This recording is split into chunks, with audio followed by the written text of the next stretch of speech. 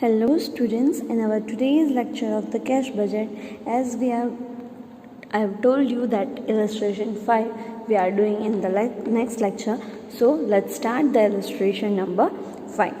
A Limited will start a business on a 1st January 2012. The new business is there is a starting a new business.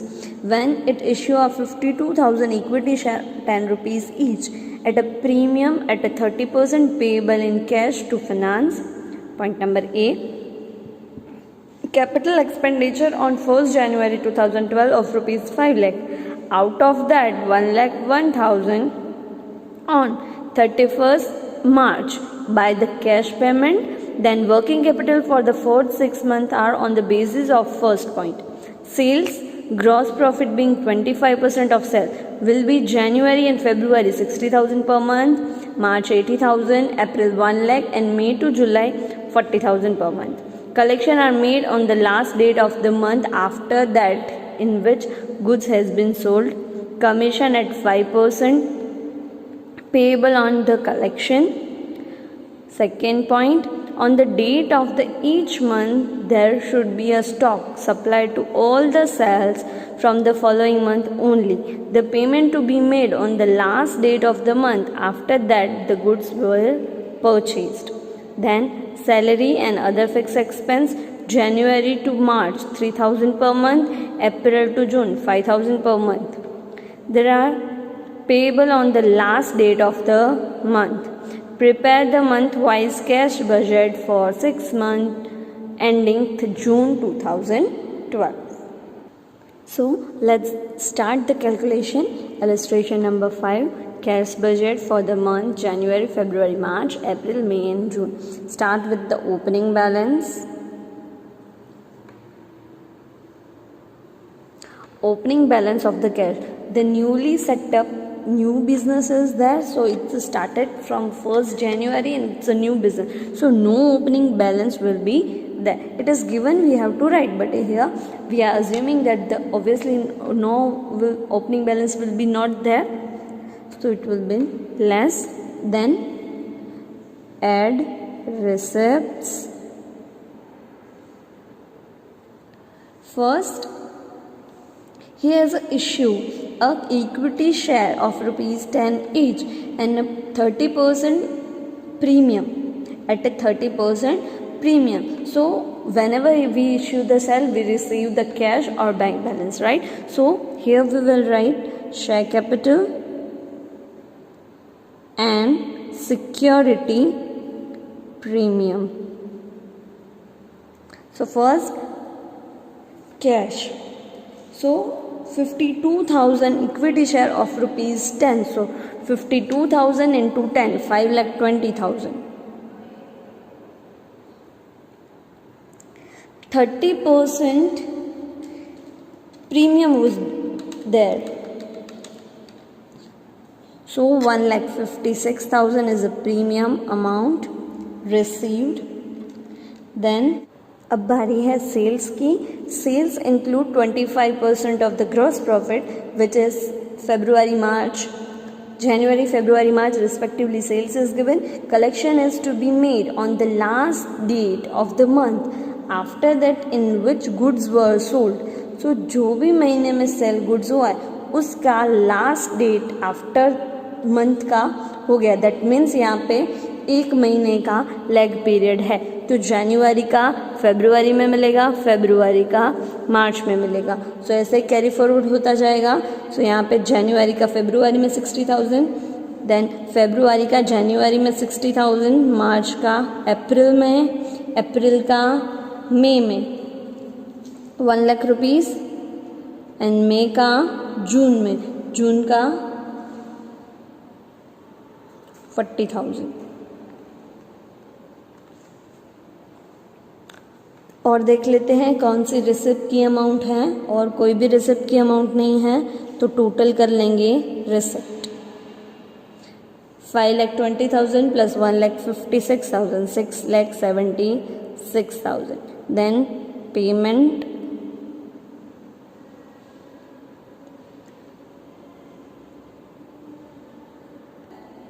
अब बारी आएगी सबसे पहले purchase की.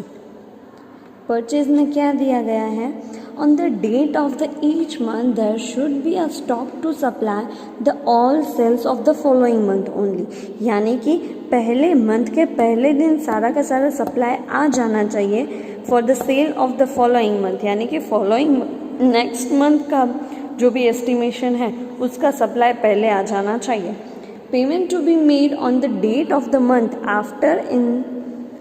After that in the goods were purchase, जो महीने में goods purchase हुए हैं उसके आफ्टर के मंथ के लास्ट डेट तक पेमेंट हो जाना चाहिए। दैट मीन्स यहाँ पे लेग पीरियड, परचेज का लेग पीरियड 1 मंथ है, बट यहाँ पे पहले परचेज फाइंड कर लेते हैं। Purchase start with the January में से स्टार्ट करते हैं। जनवरी में अभी बिजनेस स्टार्ट किया है तो जनवरी फर्स्ट डेट में जनवरी का जो सेल्स होगा वो तो स्टॉक मंगवाना पड़ेगा।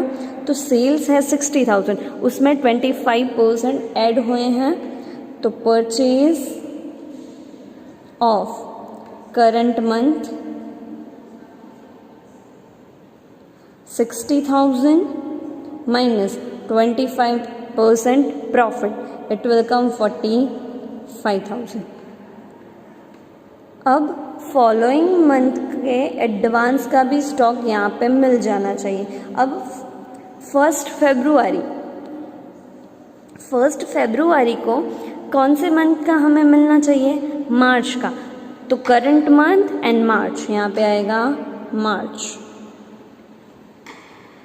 मार्च का कितना है 80,000 माइनस 25%, 80,000 का 25% यानी कि 20,000 लेस करेंगे तो आएगा 60,000।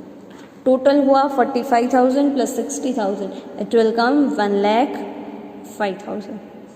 बट ये पेमेंट कब होगा, 1 महीने बाद, यानी कि जनवरी का पेमेंट होगा फरवरी में। अब फरवरी का कैलकुलेट कर लेते हैं।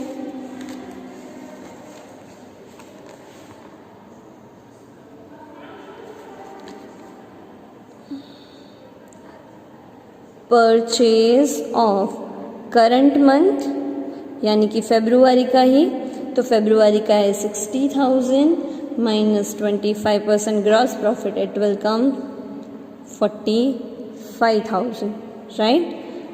प्लस मार्च का तो आ गया था, अब आएगा अप्रैल का। अप्रैल का है 1 lakh rupees, 1 lakh minus 25%, it will come 75,000. So 45 plus 75, it will come 120 minus opening stock. अब ओपनिंग स्टॉक कौन सा होगा, जनवरी मंथ में 45,000 रुपीज़ का तो सेल हो गया होगा, यानी कि 45,000 का स्टॉक है वो तो सेल हो गया होगा, पर मार्च का अभी बाकी है, मार्च का मार्च में सेल होगा, बट स्टॉक तो हमारे पास है, तो वो होगा जनवरी का क्लोजिंग स्टॉक, फरवरी का ओपनिंग स्टॉक बनेगा, तो वो लेस हो जाएगा। तो परचेज आएगा 60,000, फरवरी का 60,000। पेमेंट कब होगा, मार्च में, तो यहाँ पे मार्च में लिखेंगे 60,000। सिमिलरली अब मार्च के लिए करते हैं परचेज ऑफ करंट मंथ है मार्च का करंट मंथ यानी कि 80,000 minus 25%, it will come 60,000 plus April नहीं, अब कौन सा आएगा, मई आएगा,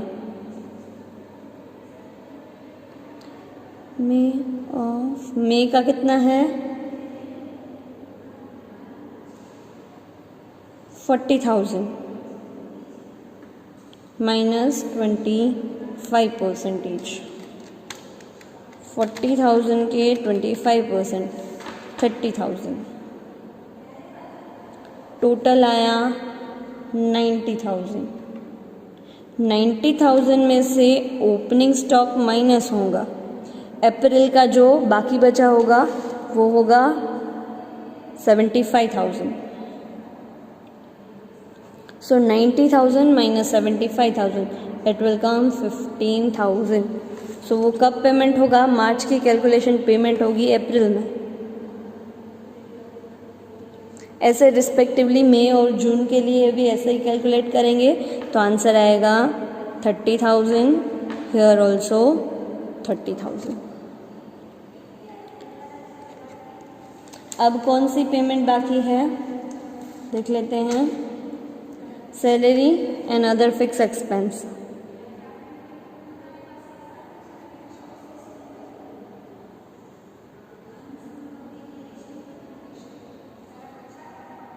it is a payable on the last date of the month. वो जनवरी के लास्ट डेट में ही पेमेंट होगा तो उसी मंथ पेमेंट हो जाएगा.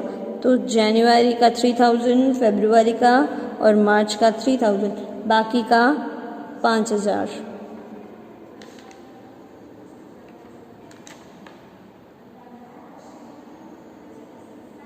Then commission is also payable on collection. So let's calculate the commission.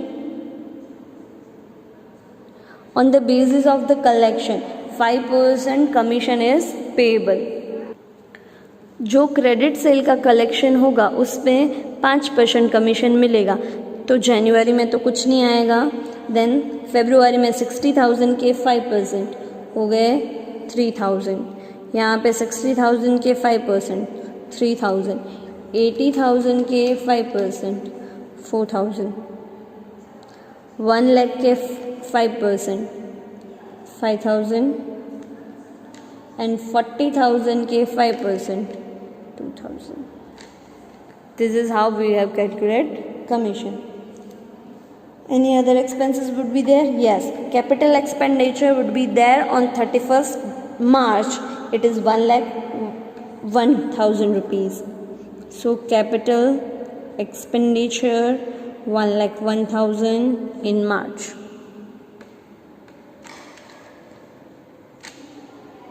Then any other information is there? No. We have covered almost all the things. So let's close the amount. Or 5 lakh rupees also there on 1/1/2012.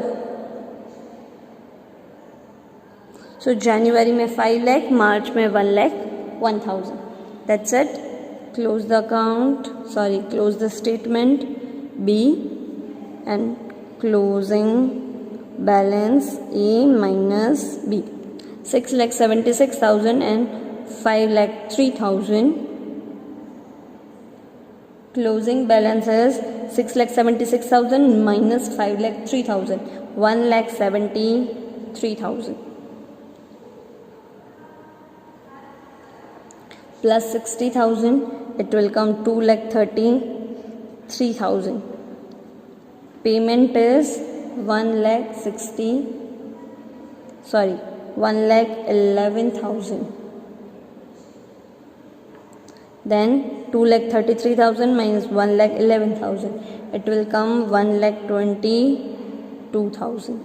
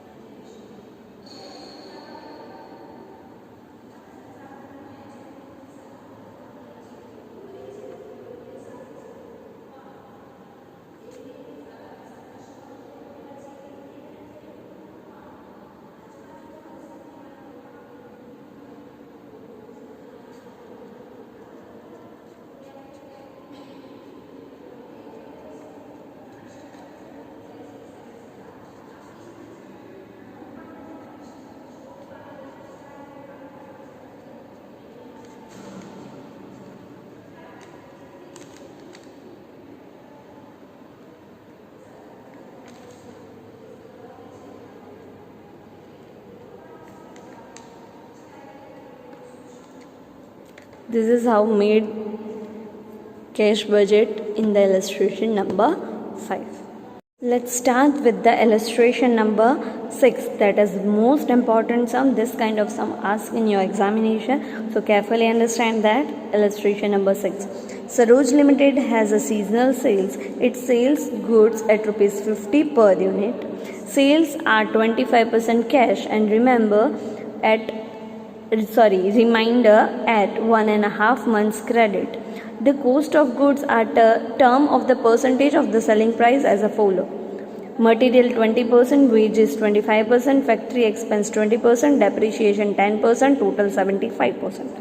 In addition, each month of sum of rupees 2 lakh has to be in respect of the fixed advertisement expense. Income tax 50,000 payable in the July. Then interest income, that is income received on August 2012, 5% on a 1 lakh, subject to income tax 22%. The company purchased material a month before one in which it is required. एक महीना पहले ही वो purchase कर लेती है. Supplier are either a prompt और 30 days. या तो सप्लायर को उसी दौरान उसी टाइम हम पेमेंट करेंगे या तो 30 days के बाद पेमेंट करें. It is estimated that 10% of the supplier are prompt category, यानी कि हम 10% कैश परचेज करते हैं, बाकी के 90% हम क्रेडिट परचेज करते हैं. Payment in the made of the respect of the other expense are fortnightly, यानी कि 15 days. Month is given and sales given. Sales is the each month spread uniformly over the month. The company has a bank overdraft 50% on 1st July 2011, that is the opening balance. Prepare a cash budget for the 3 months ending required on the 31st December, यानी कि 31st सितंबर का and है उसी 3 महीने की, यानी कि जुलाई, अगस्त और सितंबर का हमें बजट बनाना पड़ेगा. ठीक है, तो बजट बनाने से पहले हमारे पास सिर्फ सेल्स की यूनिट्स हैं. हमारे पास वेजेस, मटेरियल, फैक्ट्री एक्सपेंस के कोई भी अमाउंट्स नहीं है, तो पहले हमें सबको वो फाइंड करना पड़ेगा, बाद में हम आगे करेंगे. Carefully remember this. Depreciation is 10%, पर कभी भी डेप्रिशिएशन केस में पेमेंट नहीं होता है. वो सिर्फ एक्सपेंस है जो P&L अकाउंट में डेबिट होता है, बट वो कभी भी कैश में पेमेंट नहीं होता है. तो कभी भी आप डेप्रिशिएशन कैश बजट में नहीं लिख सकते, तो हम यहाँ पे डेप्रिशिएशन की कैलकुलेशन भी नहीं करेंगे. हमारे पास क्या है, मंथ है और सेल्स की यूनिट्स हैं, तो फटाफट से उसका कैलकुलेशन समझ लेते हैं. अप्रैल, मई, जून, जुलाई, अगस्त, सितंबर एंड अक्टूबर, ये सारे मंथ्स दिए गए हैं. सेल्स इन यूनिट्स दिया है 6,000, 10,000, 12,000, 16,000, then 16,000, 20,000 एंड 20,000. ये यूनिट्स है. यूनिट की प्राइस है 50 rupees, 50 per unit. So multiply with 50. 6,000 multiply with 50. It will come 3 lakh rupees, 5 lakh rupees, respectively. हम सब लिखेंगे.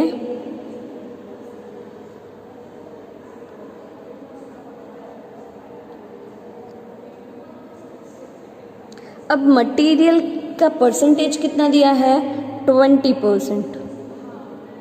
तो मटेरियल का 20% निकालेंगे तो 3 लाख के 20%, 3 लाख के 20% कितने आए, 60,000. बाद में 5 लाख रुपीज़ के 20% कितने आए, 1 लाख रुपीज़. ऐसे ही हम सब मटेरियल का, सेल्स का 20% निकालेंगे और मटेरियल की वैल्यू फाइंड करेंगे. ये परचेज नहीं है, अभी सब हम रफ कैलकुलेशन कर रहे हैं.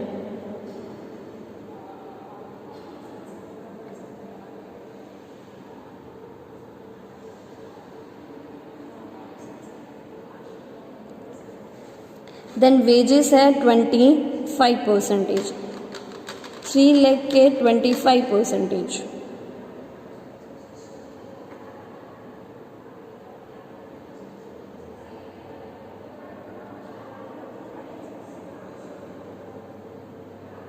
ऐसे ही हम सारे मंथ का लिखेंगे।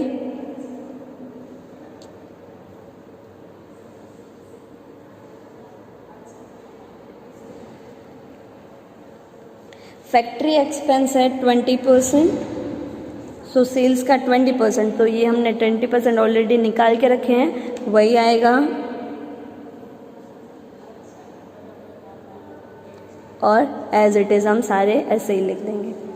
अब हमें सब कैलकुलेशन कर ली है, क्योंकि हमारे पास एक्चुअल में अमाउंट आ गई है मटेरियल की, वेजेस की और फैक्ट्री एक्सपेंस की।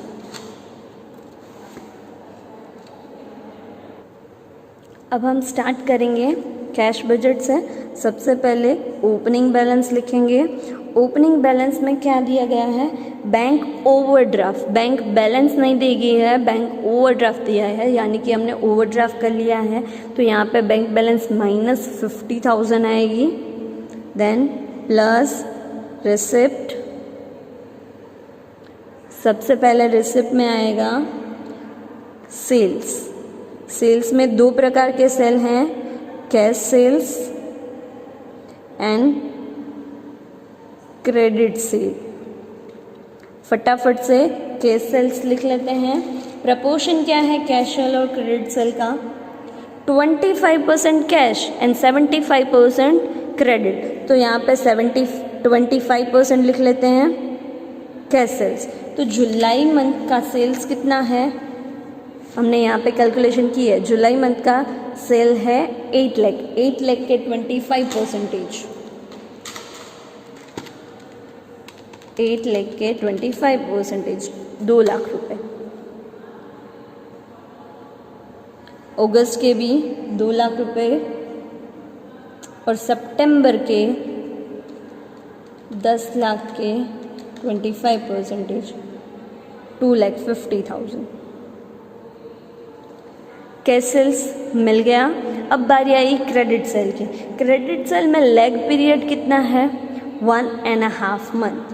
1.5 मंथ। यहाँ पे एक पॉइंट दिया गया है जो आपको याद रखना है। When the credit period is 1.5 month, collection during the month will be 50% credit sale of the last month and 50% credit sale of the month of the previous to the last month। यानी कि उसका मतलब क्या है? अगर आप sales कर रहे हो, उसका लैग पीरियड है 1.5 मंथ। 1.5 मंथ यानी कि 50%, और उसका लैग पीरियड है 1.5 month. So 50% of the last month and 50% of the previous of the last year. समझ लो कि हमने जुलाई का कैलकुलेट करना है, तो जुलाई का 50% ऑफ द लास्ट मंथ, तो जुलाई के आगे कौन सा आता है? जून। और बाकी के 50% है वो प्रीवियस टू लास्ट मंथ और लास्ट मंथ से भी पहले का, यानी कि मई का। समझ में आया? जब 1.5 मंथ हो तो ऐसे 50-50 करते हैं, यानी कि ये 1 मंथ का लैग पीरियड है और इसमें 2 मंथ का लैग पीरियड है। ऐसे 50-50 करके करना है। जैसे कि जुलाई है तो आगे के 2 महीने जून एंड मई।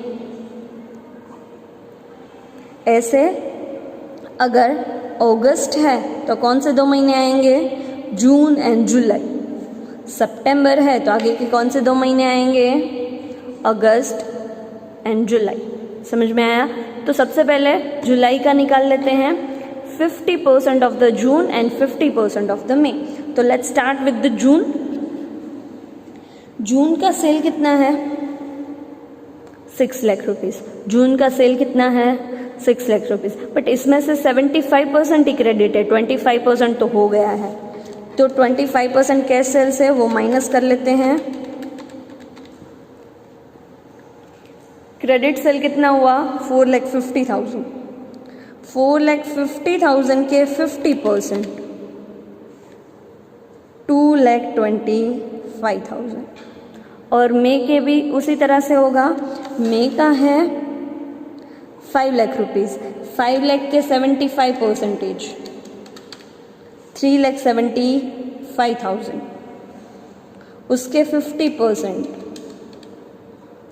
1,87,500। तो ऐसे टोटल करके हमें जुलाई का मिलेगा। तो यहाँ पे लिख लेते हैं 50% of the last month and 50% of the previous of the last month. तो लास्ट मंथ का आएगा 2,25,000 एंड 1,87,500। सिमिलरली अगस्त का, अगस्त में आएगा जून और जुलाई। तो पहले जुलाई का, बाद में जून का। 50% ऑफ द जुलाई। जुलाई का है 8 लाख रुपीज़, 8 लाख के 75%, 6 लाख के 50%, 3 lakh rupees. Similarly, 2,25,000 of the July. Then सितंबर का, सितंबर में कौन कौन से महीने का आएगा? सितंबर में आगे के 2 महीने यानी कि अगस्त और जुलाई। तो 50% ऑफ द अगस्त। अगस्त का कितना है? 8 लाख रुपीज़, 8 लाख के 75%, then 50%, again it will came 3 lakh. And जुलाई का कितना है? 8 लाख। सो सेम अमाउंट आएगा 3 लाख रुपीज़। सो ऐसे हमें क्रेडिट सेल फाइंड करना है। अब देख लेते हैं और कोई इनकम है या नहीं है। हाँ, इनकम है। On the August we are receiving the interest income on the August 5% on a 1 lakh and tax is there.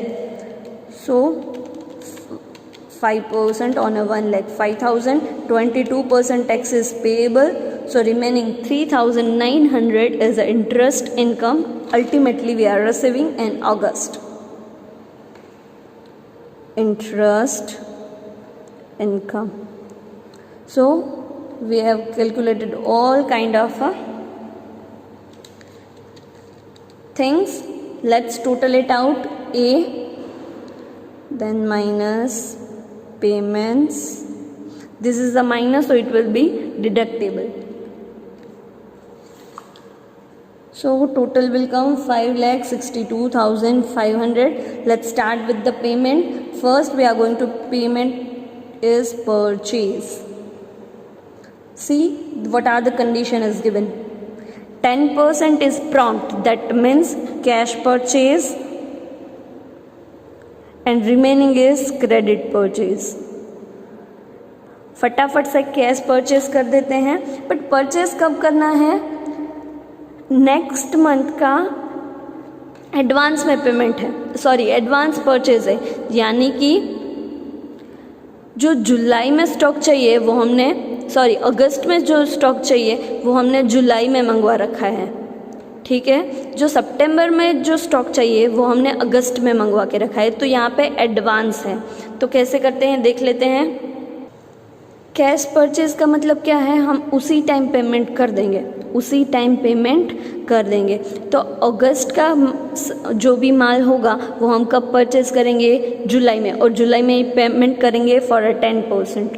सो अगस्त में हमें कितना माल मंगवाना है? Carefully remember this, the material that are required, this amount we are going to purchase it. हम क्या purchase करते हैं? Material purchase करते हैं, ठीक है। सो हमें जुलाई में अगस्त का परचेज करना है, तो अगस्त की मटेरियल रिक्वायरमेंट है 1,60,000। 1,60,000 के 10%, 16,000 इज कैश परचेज। सिमिलरली अगस्त में सितंबर की रिक्वायरमेंट है 2 लाख रुपीज़, 2 लाख के 10%, 20,000। सितंबर का अक्टूबर में, तो अक्टूबर की रिक्वायरमेंट है 2 लाख, 2 लाख के 10%, 20,000। अब बारी आई क्रेडिट परचेज की, जो है 90% और देख लेते हैं लैग पीरियड कितना है, 30 डेज। लैग पीरियड कितना है, 30 डेज, यानी कि 1 मंथ। क्रेडिट परचेज का पीरियड है 1 मंथ, यानी कि जून का जो एक्सपेंस हुआ होगा, जून का जो परचेज हुआ होगा वो 90% वो हम जुलाई में पे करेंगे। जून का जो परचेज जुलाई का होगा वो अगस्त में पे करेंगे, अगस्त का होगा वो सितंबर में पे करेंगे। तो देख लेते हैं जून का कितना रिक्वायरमेंट है, 1,60,000। 1,60,000 के 90%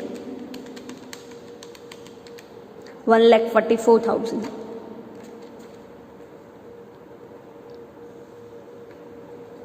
जुलाई का अगस्त में, जुलाई का भी सेम है,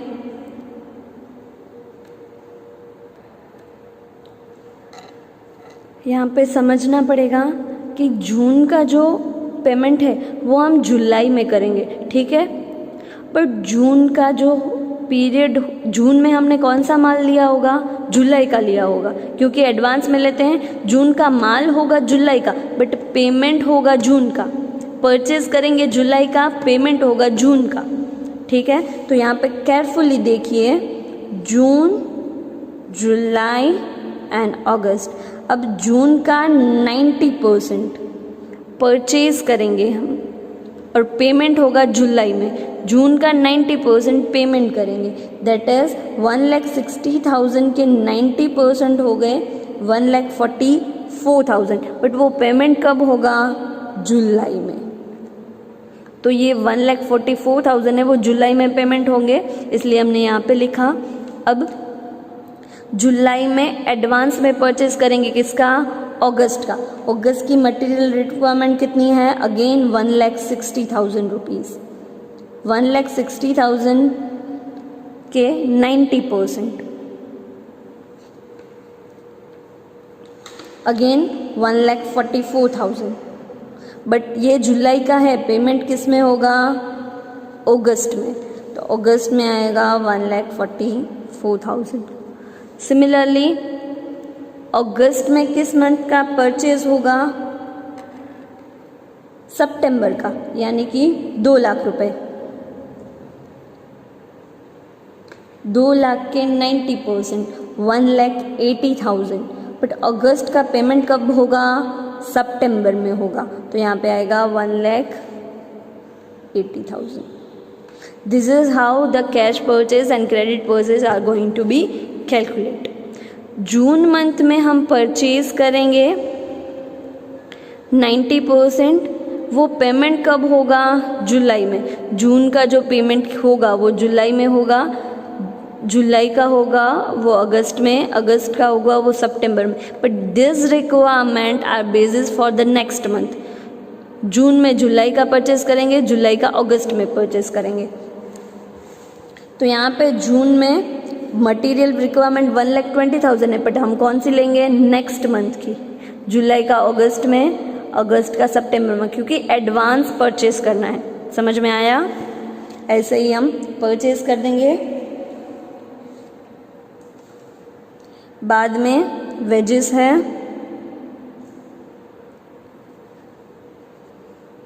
वेजेस की लेग पीरियड देख लेते हैं। वेजेस का लेग पीरियड है फोर्टनाइटली, यानी कि 15 दिन। क्या है, फोर्टनाइटली यानी 15 दिन। तो इसका मतलब क्या है, 15 दिनों के बाद आपको पेमेंट करना है। तो जुलाई मंथ का हम कैलकुलेट कर रहे हैं, ठीक है। और पहले देख लेते हैं जून का।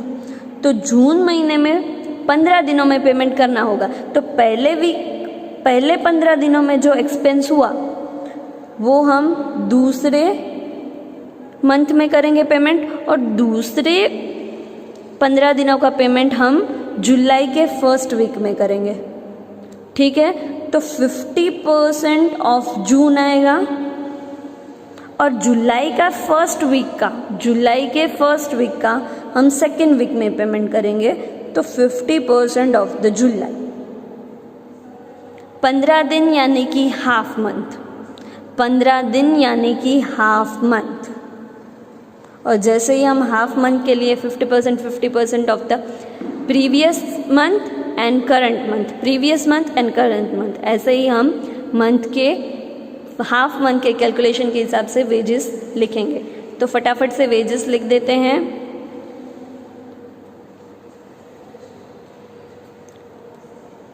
तो वेजेस का कैलकुलेशन आएगा 50% of the previous month and 50% of the current month. तो टोटल करेंगे तो 1,75,000, 2 लाख एंड 2,25,000 आएंगे। देन फिक्स्ड एक्सपेंस है advertisement administration expense 2 lakh rupees.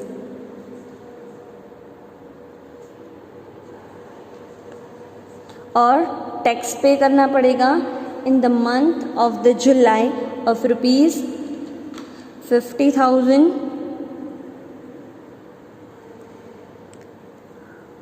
अब टोटल बैलेंस फाइंड कर लेते हैं। सब एंट्रीज हो गई हैं तो मैं डायरेक्टली बैलेंस फाइंड कर रही हूँ क्योंकि मेरे पास स्पेस नहीं है, इसलिए आप पहले पेमेंट का टोटल कीजिए, बाद में बैलेंस लिखिए।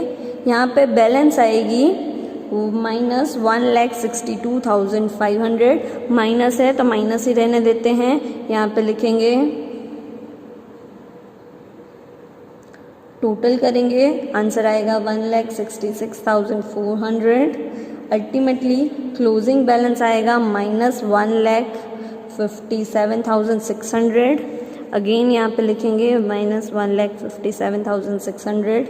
टोटल आएगा 6,92,400। लास्ट बैलेंस आएगी माइनस 1,12,600। ठीक है, ऐसे ही हम कैलकुलेशन करेंगे। Thank you.